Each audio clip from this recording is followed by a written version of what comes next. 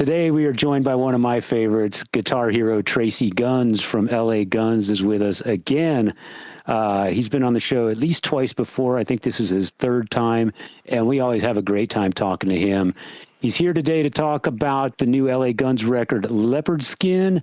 It is out now as you're watching or listening to this podcast. It came out April 4th, so it's available now.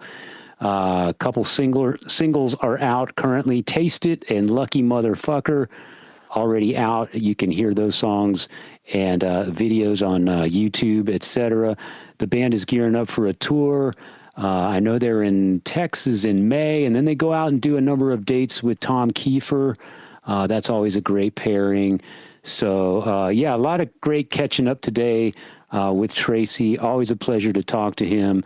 And we got some insight into the making of the new album, Leopard Skin, an album that Tracii admits is a bit of a departure for LA Guns. There's a lot of 70s rock elements in the music, some funk, some boogie, some soul, some James Brown. And as he said, and as I said, it's probably the least metallic LA Guns record to come out, but it does showcase the band's collective appreciation for 70s music, especially bands like the James Gang, Rolling Stones, and we touched on James Brown. So it's kind of a mixed bag, but somehow it goes together and it works, and I'm really enjoying it. So.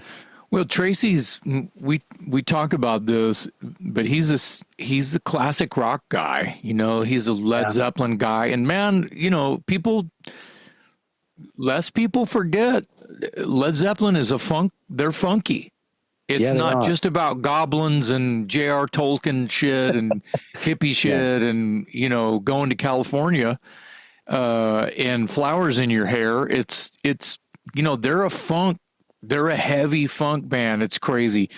And so, you know, I knew that about Tracii, and I've known it for a long time, but to finally hear that is where the direction that he sort of like stumbled, because as prolific as LA Guns is, they have a lot of fucking records out now. It's crazy how prolific they are. So to not make, and I say this loosely, I don't mean this, to make certain you don't just make the same record again, right?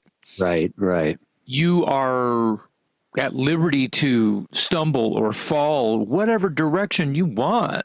It's like blindfold and throw the dart. And we also talk about this, that his muse seems to be Adam Hamilton.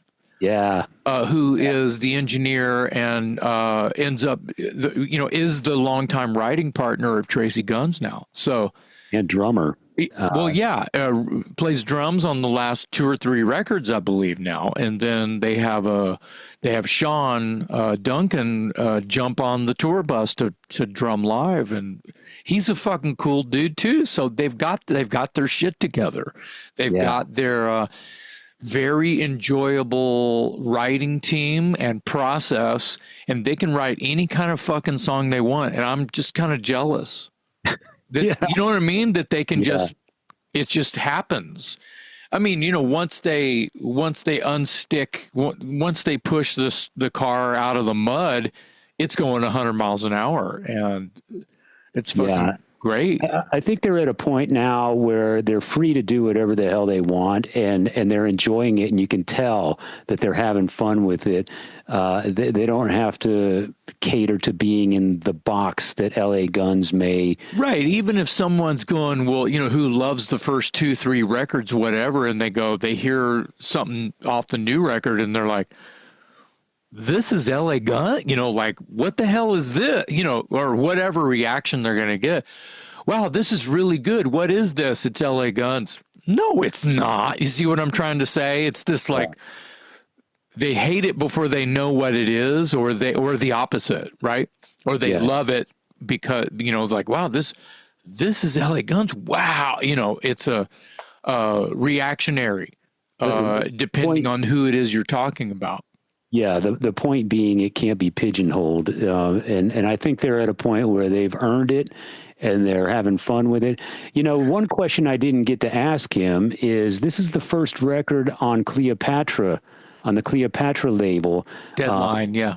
Their previous 4, I believe, were on Frontiers, and I was interested in knowing why the switch, and I never did get around to that question. So, you know, that kind of stuff happens all the time. Maybe their deal ran out. Maybe it was a grass is greener over here, or hey, let's work with someone who's in our backyard, or you know, we're in a right place at the right time to do this for this guy, or you know, a promise was made later on, or sometimes it's just easier to do, you know, one of the above. Multiple choice I just laid out could be a reason why.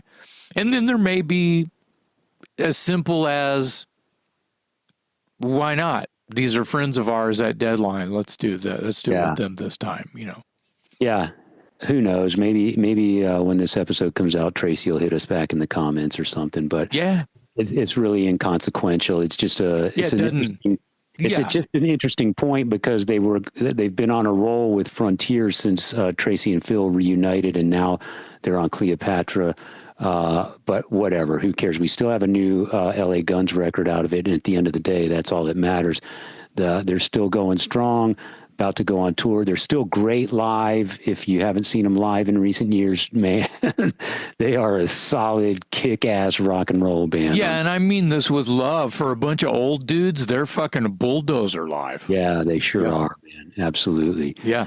Always a pleasure to have him on the show. Here today to talk about the LA Guns' latest record, Leopard Skin.